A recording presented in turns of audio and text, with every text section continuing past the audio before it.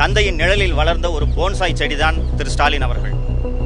பணியில் இருக்கும் அரசு ஊழியர் இறந்தால் கருணை அடிப்படையில் வேலை தருவது போலத்தான் திமுகவின் தலைவராகி இருக்கிறார் திராவிட முன்னேற்ற கழகத்தின் தலைவர் திரு மு க ஸ்டாலின் அவர்கள். அதுபோலத்தான் தமிழகத்தின் முதல்வராகவும் இவர் ஆகியிருக்கிறார். தமிழக வரலாற்றிலேயே இதுவரை இல்லாத அளவுக்கு 2 முறை குண்டர் சட்டத்தில் என்னை பவள விழா கொண்டாடும் ஒரு கட்சி அடைத்திருக்கிறது என்பது உள்ளபடியே வெட்கக்கேடு. நான் நடத்தி வந்த சவுக்கு மீடியா 8 மாத காலத்துக்குள் திராவிட மாடல் அரசின் உண்மை முகத்தை தோலுரித்து காட்டியதன் காரணமாகவே என் மீது பொய்யாக கஞ்சா வழக்கு போடப்பட்டது. அவதூறாக காவல்துறையினரை பற்றி பேசியதாக 17 வழக்குகள் பதிவு செய்யப்பட்டன. தமிழகம் முழுக்க நான் போலீஸ் வாகனத்தில் அலைக்கழிக்கப்பட்டேன். கோவை சிறையிலேயே எனது வலது கரம் உடைத்து 3 இடங்களில் எலும்பு முறிவு ஏற்பட்டது. ஒவ்வொரு முறை காவல்துறை என்னை கஸ்டடி எடுக்கும் போதும் வெளியே வந்த பிறகு திராவிட முன்னேற்ற கழக அரசை எதிர்த்து எதுவும் பேசக்கூடாது, திமுக அரசுக்கு ஆதரவாக பேச வேண்டும் என்பதை நிபந்தனையாக கூறினார்கள்.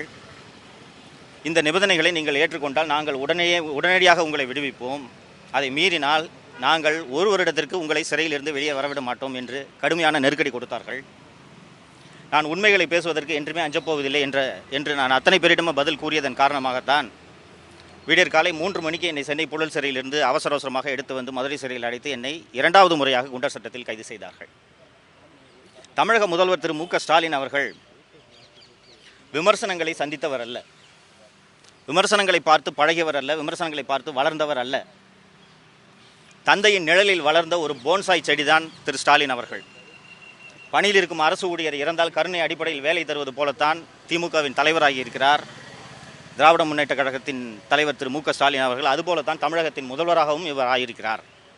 நாட்டில் இன்று நடக்கும் உண்மைகள் எந்த வகையிலும் வெளியே வந்துவிடக்கூடாது என்பதில் தமிழக முதல்வர் மற்றும் அவரது மகன் திரு உதயநிதி ஆகியோர் மிக கவனமாக இருக்கின்றனர். சமீபத்தில் கள்ளக்குறிச்சியில் 66 பேர் கள்ளச்சாராயம் குடித்து இறந்தது உங்களுக்கு அத்தனை பேருக்கும் நினைவிருக்கும். அந்த வழக்கு விசாரணையை சிபிஐ விசாரணைக்கு மாற்ற வேண்டும் என்று பல்வேறு வழக்குகள் தொடரப்பட்டு அந்த வழக்கு நீதிமன்ற விசாரணையில் இருந்து வருவதும் உங்களுக்கு தெரியும்.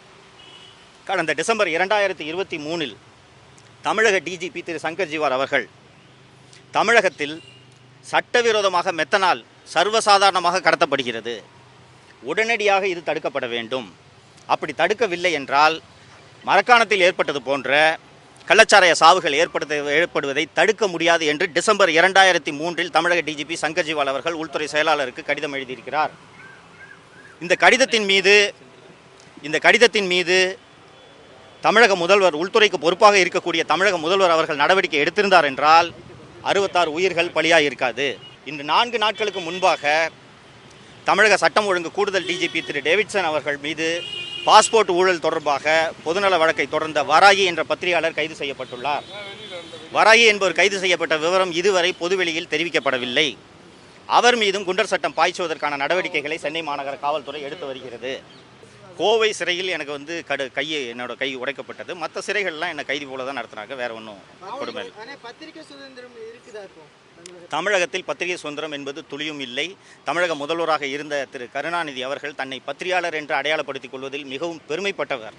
கடைசி வரை தன்னை பத்திரிகையாளர் என்று அவர் அழைத்து கொண்டவர். சிறு வயதிலேயே சிறுவனாக இருந்த பொழுதே கையெழுத்து பத்திரிகை நடத்தியவர். தலையில் சுமந்து கொண்டு முரசொலியை விற்றவர்.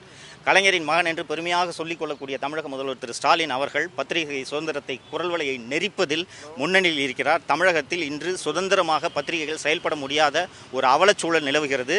இதை மாற்றுவதற்கான நாள் வெகு விரைவில் வரும். தமிழக மக்கள் தமிழகத்தை பிடித்துள்ள இந்த திராவிட மாடல் ஆட்சி என்ற சாபக்கேடு எப்போது முடியும் என்று காத்து கொண்டிருக்கிறார்கள். அதற்கான நாள் விரைவில் வரும். நன்றி நன்றி நன்றி நன்றி.